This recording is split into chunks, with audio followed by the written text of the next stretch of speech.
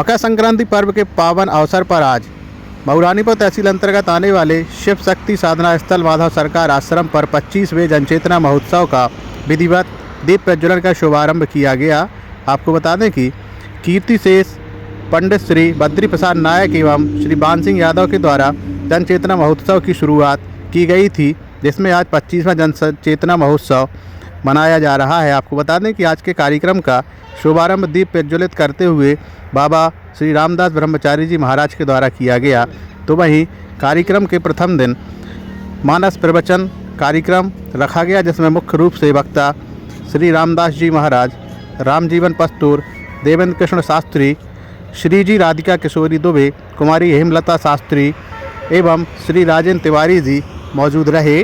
तो वहीं आए हुए वक्ताओं के द्वारा उपस्थित जन समुदाय को संबोधित किया गया। आपको बता दें कि कार्यक्रम में मुख्य रूप से जनचेतना समिति के सभी सदस्यों के द्वारा आए हुए अतिथियों का स्वागत एवं सम्मान किया गया। उसका महत्व नहीं समझे, कब तक नहीं समझेंगे। और आज का व्यक्ति चमत्कार को ज्यादा पसंद करता है। मैं आपको बताऊं, ये जो स्थल है बहुत सिद्ध स्थल है। ये जो स्थान है ये बहुत सिद्ध स्थान है, लेकिन चूंकि हमारे सानिध्य में है तो हम समझ नहीं पाते। कोई कहावत कहते ना, घर का जोगी जोगिया आन गांव का सिद्ध है। आज कई चीजें हैं जो थोड़ा सा मैं दूसरी दृष्टि से कहता हूं।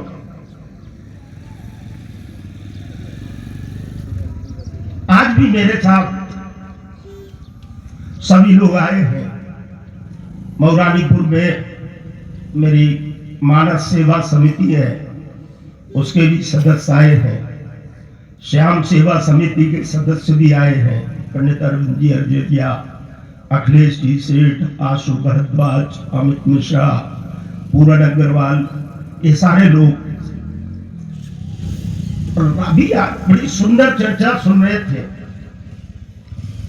मैं एक प्रश्न खड़ा करूं और 5 मिनट में अपनी बात समाप्त करूंगा। मुझे ज्यादा बोलने की आदत है। मैं इस पर विश्वास करता हूं कि जो आप कह रहे हैं, एक बार 24 घंटे में एकाग्र बैठ करके सोचे कि मैं जितना कह रहा हूं उसका दशांश भी यदि मेरे जीवन में है तो मैं कहने का अधिकारी हूं, अन्यथा नहीं। और जिस दिन ये भावना हमारे जीवन में प्रबल हो जाएगी, उस दिन हमें किसी की आवश्यकता नहीं पड़ेगी। आज आप समझ रहे, सारे लोग कहते हैं, किसी से पूछो आप कौन है, बात बात में लोग कहते हैं क्या हम आदमी नहीं, क्या हम आदमी नहीं, आप हमको आदमी नहीं समझते। नहीं भैया, हम तो समझते हैं, लेकिन आपको अपने आप पर कॉन्फिडेंस है कि नहीं? भैया, हम तो आपको आदमी मानने को तैयार हैं, लेकिन आपको अपने आप पर विश्वास है कि हम मनुष्य हैं? नहीं है। क्यों नहीं है?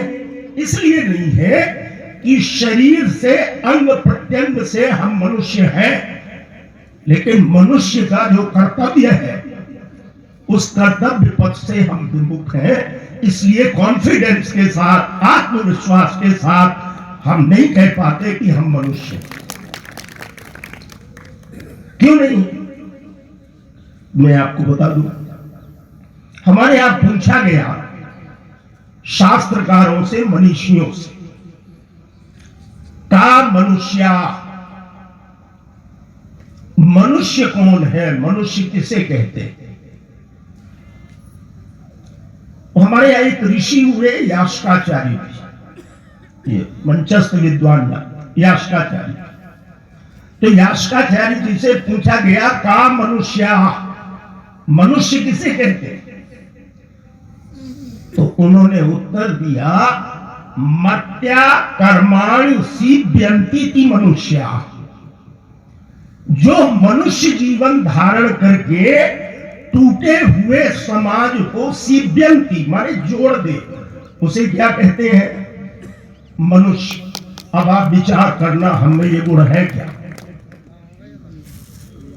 और यदि नहीं है तो हम अपने आप को पूर्ण रूपेण मनुष्य कहने में क्या होते हैं, संकुचित होते हैं। जब बात आती